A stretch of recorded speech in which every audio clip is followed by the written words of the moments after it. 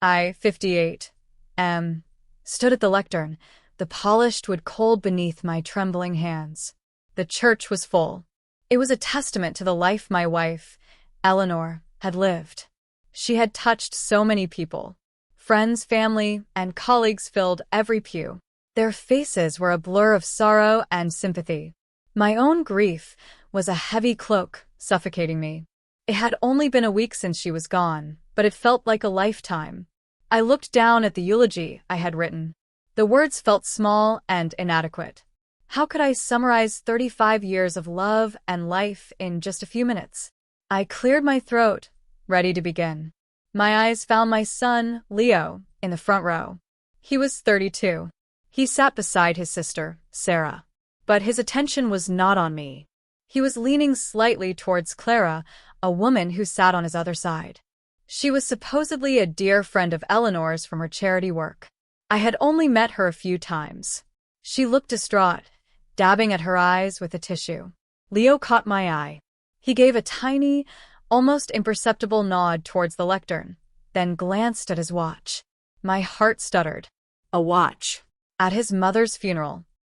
I tried to ignore it. I was raw. Everything felt like an attack. I took a breath and started to speak about Eleanor. I talked about how we met in college. I shared a funny story about our first date. A few people chuckled through their tears.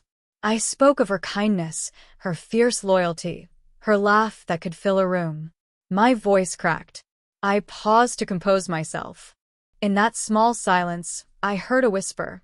It was Leo. I could not make out the words, but the tone was impatient. He shifted in his seat.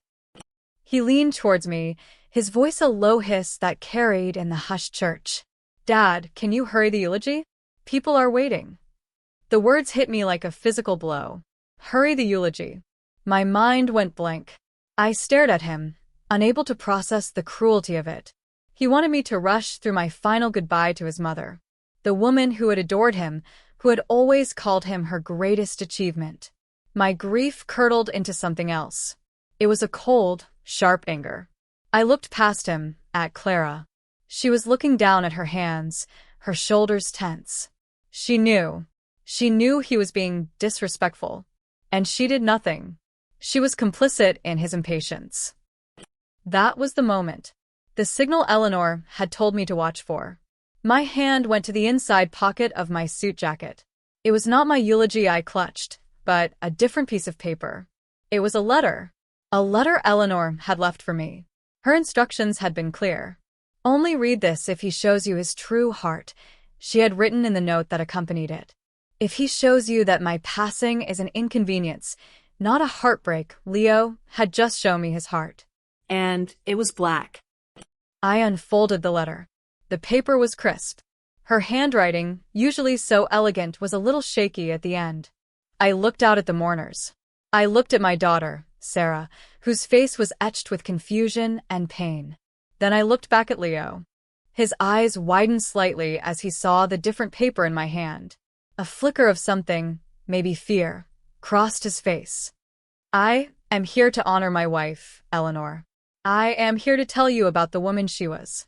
But I see now that my own words are not enough. Eleanor was always more eloquent than I was. She was also more honest. She left a letter. She wanted her own words to be heard. I think she knew that some things needed to be said plainly. I started to read.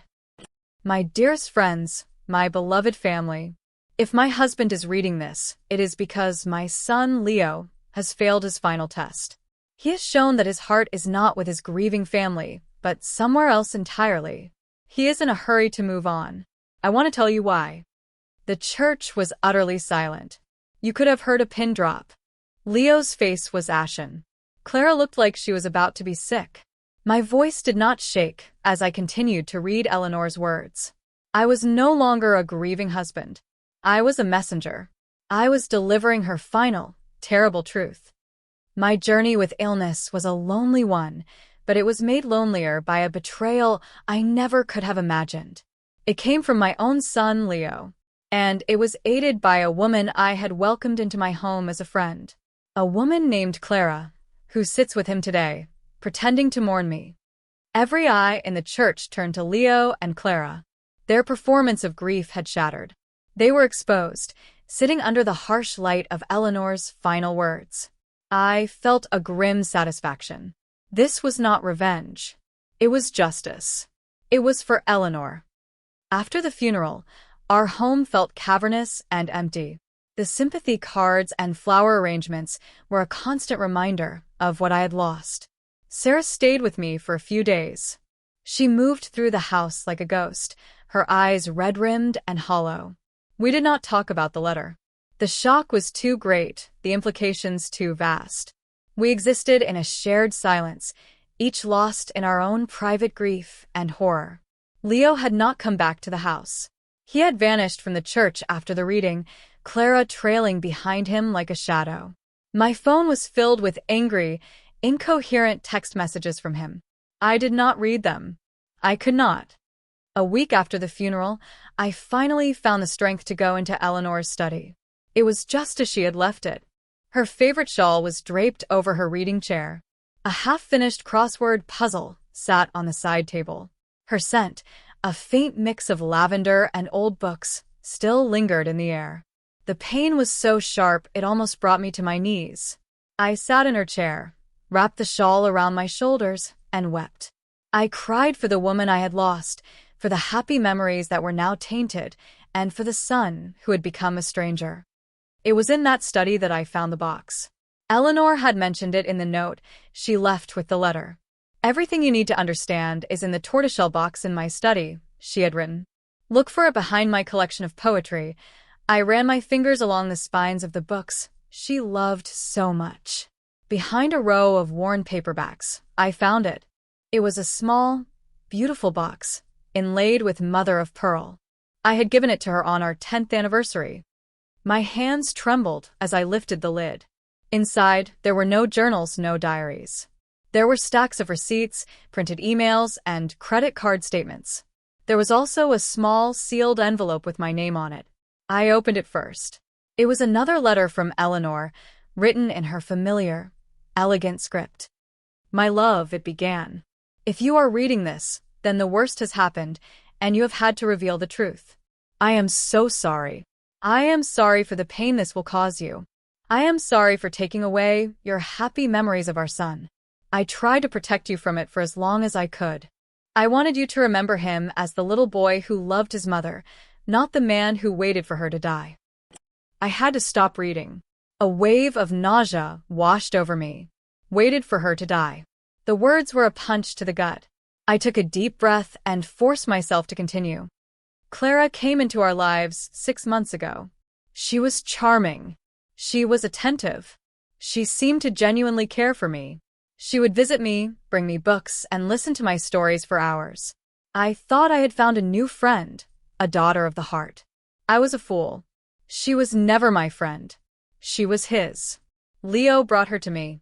He introduced her into my life as a weapon. He used her to get close, to monitor my decline, to make plans for a future that did not include me. The letter went on to detail her suspicions. She noticed how Clara's visits always coincided with Leo's. She noticed the private smiles they exchanged when they thought she was not looking.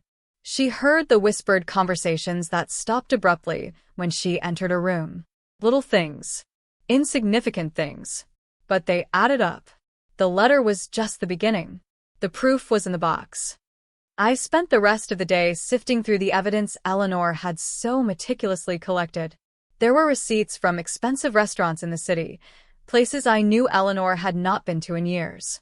The charges were on a supplementary credit card that was in her name, but that Leo used for emergencies. There were hotel bills from romantic weekend getaways, disguised as business trips for Leo. There were printed emails between Leo and Clara, discussing the sale of our house, speculating on its value, and planning renovations they would make. Once everything is settled, they talked about my future as if I were a piece of furniture to be moved or discarded. Dad can get a small apartment. One of Leo's emails read, "He won't need all this space." Each piece of paper was a fresh stab of betrayal. Eleanor had underlined key phrases and written notes in the margins. This was the weekend he said he was at a conference in Boston. She wrote next to a hotel bill from a boutique inn in Vermont. He told me Clara was visiting her sick aunt. She noted beside a restaurant receipt for two. She had been building a case, documenting her own heartbreak with a chilling clarity. She had known. She had known everything. And she had faced it alone, trying to spare me. The last item in the box was a small digital voice recorder. A sticky note was attached to it. "Listen to this," it said. "But only when you are ready." I was not ready. I did not think I would ever be ready to hear my son's voice betraying his mother. I put the recorder back in the box and closed the lid. I had seen enough for one day. The anger I had felt at the funeral had cooled into a hard, dense resolve. This was not just about a secret affair. This was about a calculated, cruel deception that had preyed on a dying woman. Leo and Clara had not just broken their mother's heart. They had danced on her grave before she was even in it, and I would make sure they paid for it. The days that followed were a blur. I met with Eleanor's lawyer, a kind, elderly man named Mr. Thompson who had been a friend of our family for years. I showed him the contents of the box. He read through everything in silence, his expression growing more grim with each page. He listened to the recording. When it was over, he took off his glasses and rubbed his eyes. "I have seen some ugly things in my time," he said, his voice heavy. "But this is a special kind of cruelty." He confirmed what I already knew. Eleanor had changed her will 2 weeks before she died. She had done it legally, with a doctor present to attest to her sound mind. Leo was completely disinherited. Everything, the house, her savings, her investments, was left to Sarah, with the stipulation that I would be able to live in the house for the rest of my life. She had also added a specific clause. It stated that Leo was to receive $1 in recognition of the son he once was. It was a final, devastating blow. Mr. Thompson also advised me to secure the estate's assets immediately. He helped me freeze the joint accounts Eleanor had shared with Leo and cancel the credit cards. The first small step in dismantling the life my son had planned for himself. I felt no guilt. I felt nothing but a cold sense of purpose. My daughter, Sarah, was my rock during this time. She was as horrified as I was. We spent long evenings talking, piecing together the timeline of Leo's deceit. She told me about the times Leo had lied to her, too. He had borrowed money from her, claiming it was for a down payment on a condo, but she now suspected it had been used to fund his secret life with Clara. "I always felt like something was off with Clara," Sarah confessed one night, her voice small. "The way she looked at him. It was too familiar. But I told myself I was imagining it. I didn't want to believe my own brother could be like that. "It's not your fault," I told her, putting my arm around her. "He fooled us all. He even fooled his own mother for a while. But he had not fooled her in the end. Eleanor had seen him for who he truly was. And she had armed me with the truth.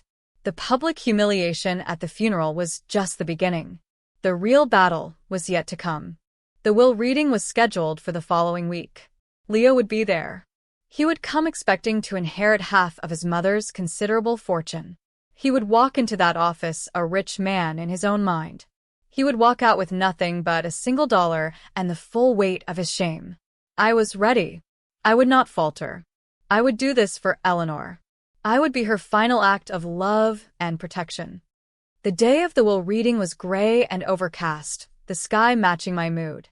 I drove to Mr. Thompson's office with Sarah beside me. We did not speak much on the way. There was nothing left to say. We both knew what was coming. We were just bracing for the impact. We were the first to arrive. Mr. Thompson greeted us with a sad smile and led us to the conference room. It was a formal, intimidating space with a long mahogany table and leather chairs. A few minutes later, my sister-in-law, Carol, arrived. She was Eleanor's younger sister. She had always doted on Leo, often taking his side in any family dispute. She gave me a stiff, awkward hug.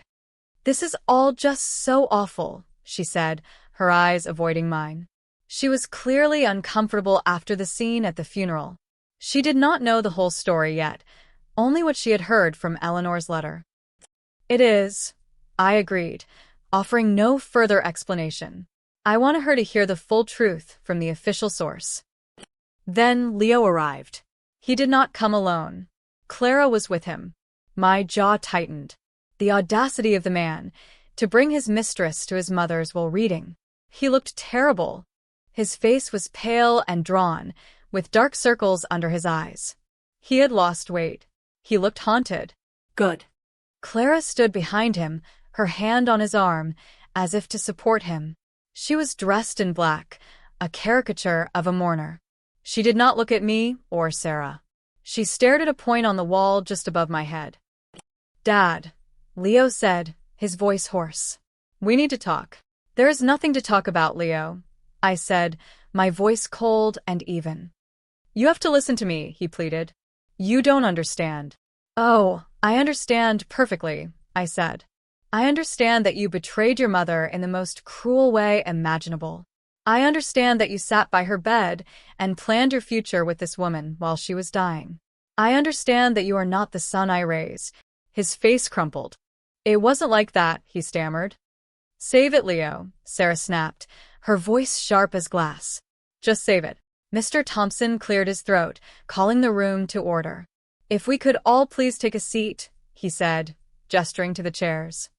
Leo and Clara sat on the opposite side of the table from me and Sarah. Carol sat at the head of the table, looking back and forth between us, her expression a mixture of confusion and anxiety. Mr. Thompson opened a folder and put on his reading glasses. "We are here today for the reading of the last will and testament of Eleanor Rose Thompson," he began, his voice formal and steady. He went through the legal preamble, his words a dull drone in the tense silence of the room. I watched Leo. He was fidgeting with his tie, his eyes darting around the room, anywhere but at me. He was nervous. He still had no idea what was coming. He thought the letter at the funeral was the end of it. He was wrong. It was only the beginning. Mr. Thompson paused and looked up from the document. He looked directly at Leo. "Eleanor made some significant changes to her will shortly before her passing," he said. "She was very clear about her wishes." He then began to read the section detailing the distribution of her assets. He started with a few small bequests to charities Eleanor had supported. Then he moved on to the main estate. "To my beloved daughter, Sarah, I leave my entire estate, including my home, my savings, and my investment portfolio," he read. Sarah gasped. She looked at me, her eyes wide with shock. I gave her a small, reassuring nod. Mr. Thompson continued, "This inheritance is given with my deepest love and trust. I know she will use it wisely and live a life filled with the kindness and integrity that she has always shown." He then turned the page. "And to my son, Leo," he read, his voice dropping slightly. The entire room held its breath. Leo leaned forward, his eyes fixed on the lawyer. "To my son, Leo, I leave the sum of $1. The silence that followed was absolute. It was as if all the air had been sucked out of the room. Leo just stared, his mouth slightly open. He looked like he had been slapped. "What?" he whispered. That's not possible. That's a mistake." "It is not a mistake, Leo," Mr. Thompson said gently. "Eleanor was very specific. She signed this will in my presence, with her physician as a witness to her mental competence." "No," Leo said, shaking his head in disbelief. "No, she wouldn't do that. She loved me." "She did love you," I said, my voice cutting through the silence. "She loved the son she thought you were, but you killed that son. You killed him with your lies and your greed." "This is your fault," he suddenly screamed, pointing a shaking finger at me. "You poisoned her against me. You twisted her words." "I did nothing," I said calmly. "Eleanor saw you, for who you are all by herself. She saw the man who wished his own mother would die faster, so he could get his hands on her money." "That's not true," he shouted, slamming his fist on the table. Clara flinched beside him. "Isn't it?" I asked. I reached into my briefcase and pulled out the small digital recorder. I placed it on the table. Eleanor was a meticulous woman. She liked to keep records. I pressed play. The recording was clear. The first voice was Eleanor's, weak but steady. Leo, please just tell me the truth. What is going on with you and Clara? Then came Leo's voice, slick with false concern. Mom, you're getting confused. Clara is just a friend. She's helping me take care of you. You're under a lot of stress. Your mind is playing tricks on you. I am not confused, Eleanor's voice insisted. I saw the hotel bill. I heard you two talking about selling the house. You must have misheard, came Clara's voice, sweet and poisonous. We were talking about selling my house to have more money to help with your care. Then Leo's voice changed. The false kindness dropped away, replaced by a chilling cruelty. Look, Mom, just drop it. You're making things difficult for everyone. Just rest. It will all be over soon. I pressed stop. The silence in the room was deafening. Carol was staring at Leo, her face a mask of horror and disgust. Sarah was crying silently, her hand covering her mouth. Leo was as white as a sheet. He looked at the recorder as if it were a snake. You are a monster, Carol whispered, her voice trembling. She was your mother. How could you? Leo did not answer. He just stared at the recorder. He had been so arrogant, so sure of his own cleverness. He never imagined his mother would be one step ahead of him. He never imagined she would leave behind such undeniable proof of his betrayal. Clara finally broke. She let out a sob and stood up, knocking her chair over. I can't do this, she cried, and fled from the room. Leo did not even look at her as she left. He was broken. He slowly got to his feet, his movements stiff and robotic. He looked at me, his eyes filled with a terrifying mixture of hatred and despair. I hate you, he spat. The feeling is mutual, I said, my voice devoid of emotion. He turned and walked out of the room, leaving his $1 inheritance on the table. The door clicked shut behind him, leaving us in a stunned, heartbroken silence. The war was over, and there were no victors, only survivors. The aftermath of the will reading was quiet and devastating. Leo disappeared from our lives. He did not call. He did not text. It was as if he had ceased to exist. I heard through the grapevine that he and Clara had broken up. She had moved to another state, wanting nothing more to do with the scandal that had erupted. Leo was left alone, with no money, no family, and a reputation that was in tatters. Friends of the family who had known him since he was a boy now crossed the street to avoid him. The story had spread like wildfire through our community. The son who had preyed on his dying mother. It was a stain he would never wash away. A few weeks later, I was sorting through some of Eleanor's old photo albums. I found a picture of Leo as a little boy, maybe 5 or 6 years old. He was sitting on Eleanor's lap, his arms wrapped tightly around her neck. They were both laughing, their faces filled with pure, uncomplicated joy. I stared at the picture for a long time, trying to reconcile the smiling boy with the cruel man he had become. Where did he go wrong? What had we done to create such a monster? The questions haunted my sleepless nights. Sarah was my constant comfort. She moved back into the house for a while, filling the empty rooms with her quiet strength. We would cook dinner together, watch old movies, and share stories about Eleanor. We were building a new kind of family, one forged in grief and loss, but also in love and resilience. One evening, as we were sitting on the porch, watching the sunset, Sarah turned to me. Dad, she said softly, do you ever think you'll forgive him? I thought about her question for a long time. I thought about the pain Leo had caused, the disrespect he had shown his mother, the greed that had consumed him. No, I said finally, my voice firm. I don't think I will. Forgiveness is for people who are sorry. And Leo is not sorry for what he did. He is only sorry he got caught. Sarah nodded, a sad understanding in her eyes. I think you're right, she said. My sister-in-law, Carol, called me about a month after the will reading. Her voice was full of remorse. I am so sorry, she said, her voice thick with tears. I was so blind. I always made excuses for him. I enabled him. I see that now. I should have listened to Eleanor. She tried to tell me in her own way, but I didn't want to see it. It's not your fault, Carol. I told her and I meant it. Leo was a master manipulator. He had fooled us all. I've cut off all contact with him, she said. I told him he is no longer my nephew.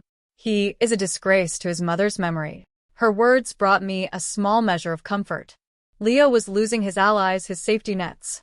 He was finally facing the consequences of his actions alone. Life slowly began to find a new rhythm. The sharp edges of my grief began to soften. I started volunteering at the library where Eleanor had spent so much of her time. I reconnected with old friends. I took up gardening, finding a strange solace in nurturing new life. The house, which had once felt like a tomb, started to feel like a home again. Sarah and I made new memories within its walls, honoring Eleanor not with sadness, but with a renewed commitment to living with the same kindness and integrity that she had embodied. One day, I received a letter in the mail. It was from Leo. My first instinct was to tear it up without reading it. But my curiosity got the better of me. I opened it. It was a long, rambling letter, full of self-pity and blame. He accused me of destroying his life. He claimed that he had loved his mother, that he had been trying to protect her, that I had misunderstood everything. He begged for money, saying he was about to be evicted from his apartment. There was not a single word of apology, not a hint of remorse. I read the letter once, then I walked to the fireplace and dropped it into the flames. I watched it curl and turn to ash. I felt nothing. No anger, no pity. Just a profound and final sense of release. He was no longer my son. He was just a ghost, a memory of a boy I once loved. My life is quiet now. It is not the life I had planned, but it is a good life. I have my daughter. I have my friends. I have my memories of Eleanor, the true memories, the ones from before the darkness crept in. I often think about the letter she left me, the one I read at her funeral. It was a terrible and necessary thing. It was an act of war, but it was also an act of love. She had protected her family, even in death. She had given me the truth, and in doing so, she had set me free. I still visit her grave every week. I bring her flowers, and I tell her about my week. I tell her how Sarah is doing, how the garden is growing. And I thank her. I thank her for her love, for her strength, and for her courage. She was a remarkable woman, and I was a lucky man to have been her husband. The pain of her loss will never completely fade, but it is now a part of me, a reminder of the great love we shared. And that is a legacy that no betrayal can ever tarnish. Months turned into a year. The seasons changed. The raw wound of Eleanor's passing began to scar over, leaving a dull ache where there had once been searing pain. Sarah eventually moved into her own apartment, but she was never far. She called every day, and we had dinner together at least twice a week. She had taken over the management of Eleanor's estate with a grace and wisdom that made me incredibly proud.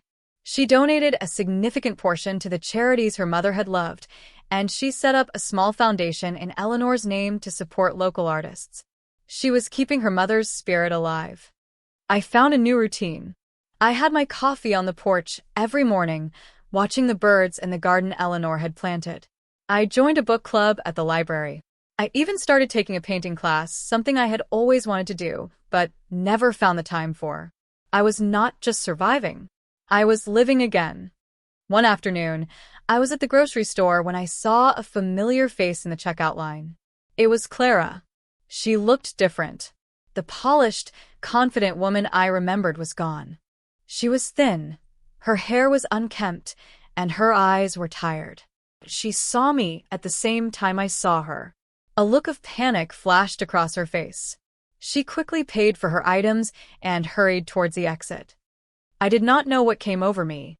I left my cart and followed her. I caught up with her in the parking lot.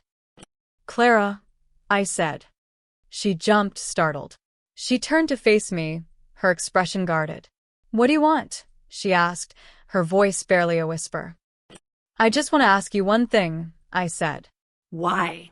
"Why did you do it? Eleanor trusted you. She thought you were her friend." Tears welled up in her eyes.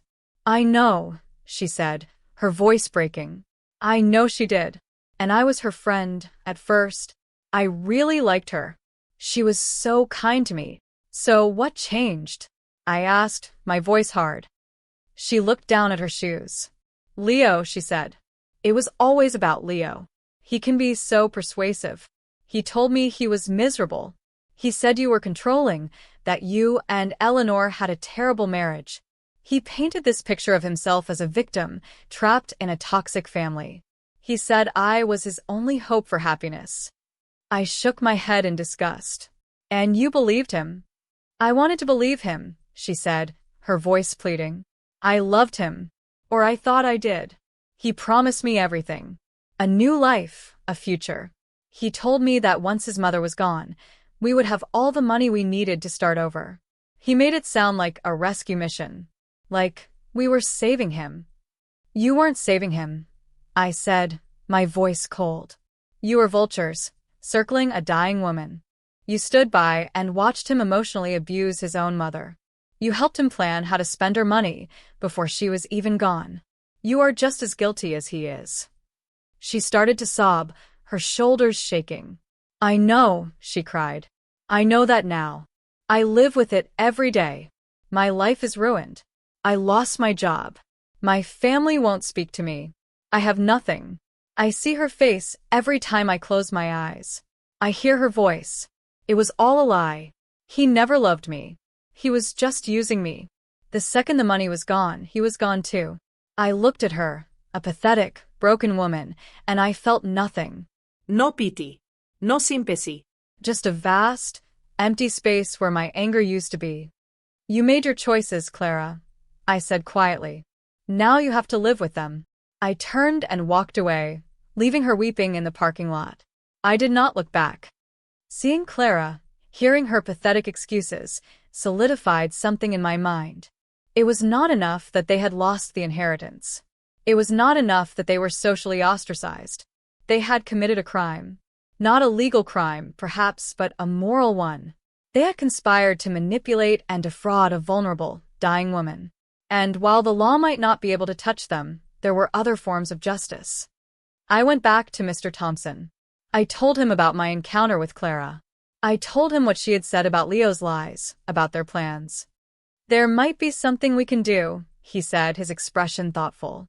The credit card statements, the hotel bills, that's evidence of financial exploitation. It's a form of elder abuse. It's hard to prove, especially now that Eleanor is gone.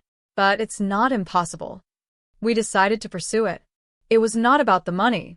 Sarah and I did not need it. It was about the principle. It was about holding Leo accountable for his actions in a way that he could not ignore or deny. It was about sending a message that you cannot treat people like they are disposable, especially not your own family.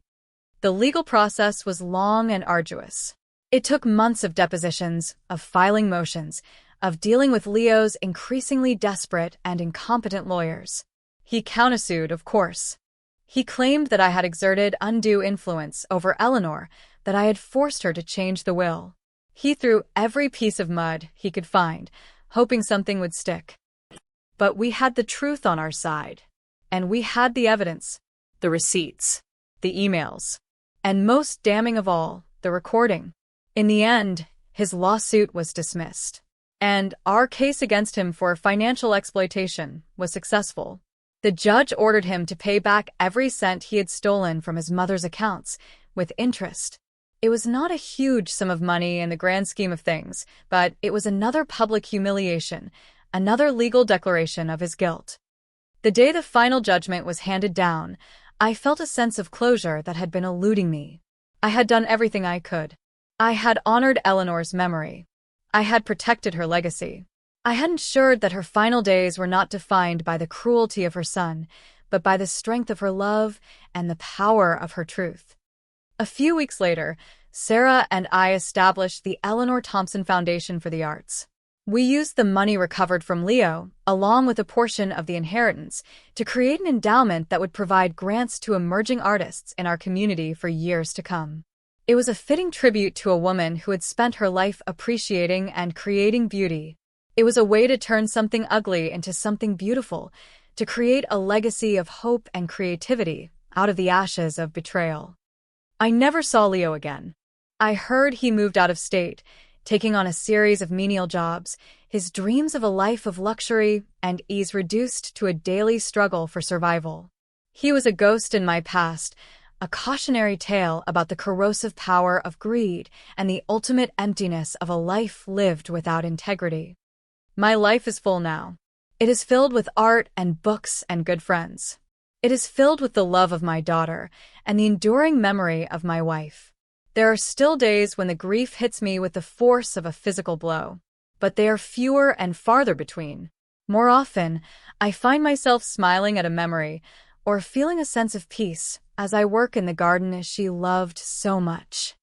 I did not just mourn my wife. I fulfilled her final wish. I fought for her. I stood up for her. And in doing so, I found my own way back to the light. The scars remain. They always will. But they are a part of my story now, a testament to the love that was lost and the love that endured. And they finally understood that some debts can never be repaid. They had taken her last months, but they could not take her legacy. That, I had made sure, would live on forever. The Foundation's first public event was an art exhibition showcasing the work of the first group of grant recipients. The gallery was buzzing with energy and excitement. People from all over the community had come to celebrate these new artists. Sarah was in her element, moving through the crowd with a smile, talking to the artists, making everyone feel welcome. She had her mother's gift for bringing people together. I stood in a quiet corner, watching her. I felt a surge of pride so intense it almost took my breath away. We had been through a private hell, a storm that would have broken many families. But we had not just survived. We had emerged stronger, more united, more determined to live lives that would honor the woman we had both loved so dearly. My old friend, David, came and stood beside me. He had been a constant source of support throughout the entire ordeal. He clapped me on the shoulder. "She would have loved this," he said, gesturing to the vibrant art on the walls and the happy crowd. "I know," I said, my voice thick with emotion. "She really would have. Have you heard anything more about him?" David asked, his voice low. I shook my head. No. And I don't want to. His story is over as far as I'm concerned. Good, David said. He doesn't deserve to occupy any more of your thoughts. He was right. My thoughts were on the future now. On the new chapter one was writing for myself. A chapter that was not about grief or betrayal, but about healing and hope and the enduring power of love. As the evening wound down, Sarah came to find me. She hugged me tightly. "Thank you, Dad," she said. "For everything. For being so strong. For not letting him win." "We did it together," I said, holding her close. "Your mother would be so proud of you." "She'd be proud of us," she corrected me, a tear rolling down her cheek. We stood there for a moment, two survivors, bound by a shared love and a shared loss. The pain was still there, a quiet hum beneath the surface of our lives. But it was no longer the only note in the song. There was joy now, too. And gratitude. And a profound sense of peace. Later that night, after everyone had gone home, I walked through the quiet gallery, looking at the art. I stopped in front of a large, abstract painting, a swirl of brilliant colors, full of life and energy. The artist was a young woman who had been struggling to make ends meet before receiving our grant. In her artist's statement, she wrote that the painting was about resilience, about finding beauty in the midst of chaos. I thought about Eleanor's final letter, the one I had read at the funeral. It had been an act of destruction, a necessary tearing down of a carefully constructed facade of lies. But it had also been an act of creation. It had cleared the way for the truth. It had allowed us to rebuild our lives on a foundation of honesty and integrity. It had allowed for this gallery, for this art, for this new beginning. I reached into my pocket and pulled out my wallet. Tucked into a hidden fold was a single, crisp $1 bill. The dollar that Leo had left on the conference room table. I had kept it as a reminder of the cost of greed. A reminder of the value of a life well lived. A reminder that the best revenge is not hatred, but a quiet, unshakable, and joyful resilience. I looked at the painting, at the explosion of color and light, and for the first time in a very long time, I felt a sense of pure, unadulterated hope. The storm had passed, And we were still standing. the foundation became a central part of my life. It gave me a purpose beyond my own grief. I enjoyed meeting the artists, hearing their stories, seeing the world through their eyes. It was a connection to the future, to the ongoing stream of human creativity that Eleanor had so admired. Sarah and I ran it together, a father-daughter team. Our bond, already strong, deepened into a true partnership. We learned to navigate our new reality, finding moments of laughter and light even on the days when the shadow of the past felt long. About 2 years after Eleanor's death, I was having coffee with Sarah when she told me she had some news. "I've met someone," she said, a shy smile playing on her lips. I felt a genuine warmth spread through my chest. "That's wonderful, sweetheart. Tell me about him." His name was Michael. He was a history teacher at the local high school. He was kind, he was funny, and he made her happy. She had been hesitant to tell me, worried it was too soon, that it would feel like a betrayal of her mother's memory. "Your mother would want you to be happy," I told her, reaching across the table to take her hand. "She would want you to live a full and joyful life. Don't ever doubt that." I met Michael a few weeks later. He was a good man. He was quiet and thoughtful, with a gentle sense of humor. He looked at Sarah with such open adoration that it brought a lump to my throat. He knew our story, the broad strokes of it at least. Sarah had been honest with him. He was respectful of our past and of Eleanor's memory. He never tried to replace what was lost, only to add something new. I liked him immediately. Watching Sarah build a life with Michael was a profound source of healing for me. It was a sign that life goes on, that love can bloom again even after the most devastating loss. They got married a year later in a small ceremony in the garden behind our house. The same garden Eleanor had planted. It felt right. It felt like a completion, a circle of life. During the reception, Sarah's new father-in-law, a kind man named Robert, came up to me.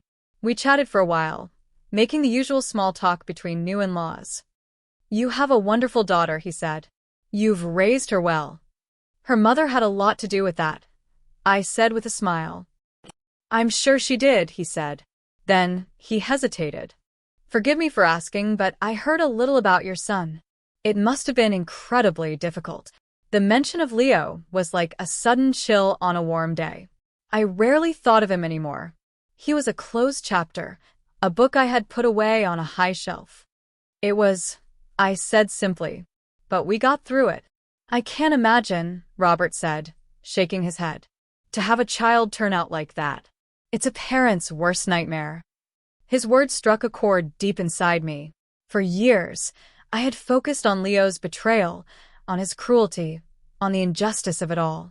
I had not allowed myself to truly feel the parental grief, the unique agony of mourning a child who is still alive.